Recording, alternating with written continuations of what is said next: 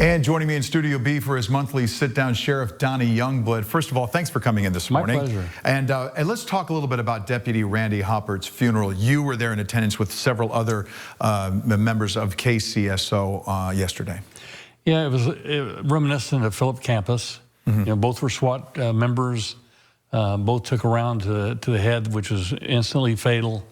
Both were a strong faith, family, and department, country. Yesterday was a tough day for Tulare County and for us, but we know how they feel because we've been through it. When you have a tough situation like that, though, and you look out into the crowd to see so many different agencies represented, had to be just heartwarming. There was officers from New York, Philadelphia, throughout our country. We come together because they feel the tragedy back there because they go through it quite frequently. When you're looking back into the shooting that took Hoppert's life, KCSO was involved in getting that suspect who shot up several of your vehicles and stuff. You look back on that moment. Have you taken anything else away from that in the weeks and everything that has followed since then? Well, we know that he was firing rounds from underneath the Bearcat. Mm-hmm. So we're going to make sure we reinforce that. But you never think about someone laying underneath there shooting through the floorboard. Right. But we live in a world of IEDs. We live in a world of a different world than we did 20 years ago. Also talking about, we've had a recent series of officer-involved shootings, and the one I wanted to touch on first, see if there's an update, is the one in Onyx involving a gentleman driving a U-Haul pulling a trailer. Just that was such a bizarre circumstance to begin with. It was, and it was in the middle of nowhere, and then when he crashed, he displayed a firearm.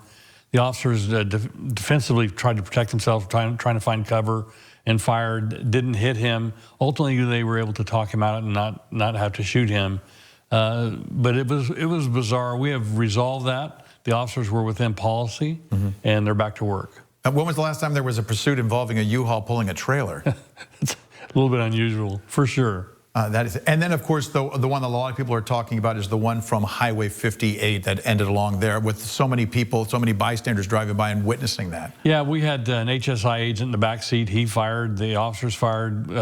They were met with gunfire, and it's a world we live in. It's a very dangerous for a peace officer today on the streets because every car stop you make, you don't know what's going to happen. And it's a totally different world than when I was on the streets. That was rare that occurred. Today it's normal. They confront law enforcement quite frequently. Yeah, and I was about to say, and how does that change? It doesn't really change any of the training that your deputies go through when having to try to deal with this, correct? But it makes you more aware of the potential. Mm-hmm. When you're making a car stop, we probably in my day were very lax because it didn't happen. They're alert, and that's why they survive these quite frequently, most of the time. Another big thing that we've been talking about lately, and it seems to be a resurgence, the copper wire theft. Is it resurging, or has it always been like this? It's always been, but we're seeing there's big money in hundreds of pounds of copper wire, and it does hundreds of thousands of dollars of damage to where they steal it from. Mm-hmm. That's the part that really is, for the community, is disruptive.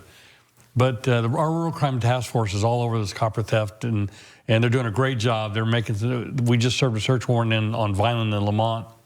I think 3 or 4 were arrested, hundreds of pounds of copper wire, methamphetamine, marijuana grow. They all go hand in hand. Anything to make money with these people, and the Rural Crime Task Force, they're doing a great job.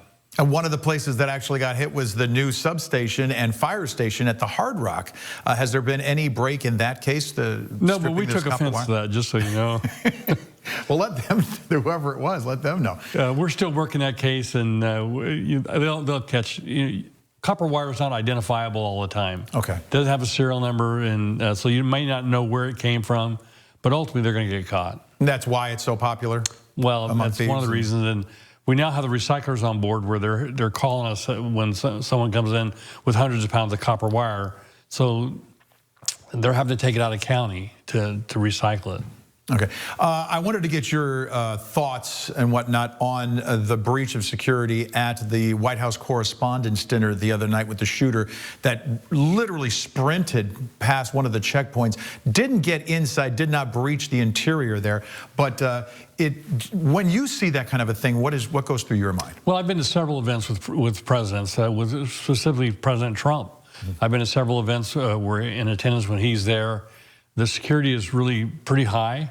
I don't have all the information on this case. It bothers me that he was able to get to where he was, but they're innovative. You know, if you rent a room days in advance, you might not, your security might miss that. And I don't know if there was a security breach or it's just the thought process of the people that are getting ahead of this, getting ahead of the security.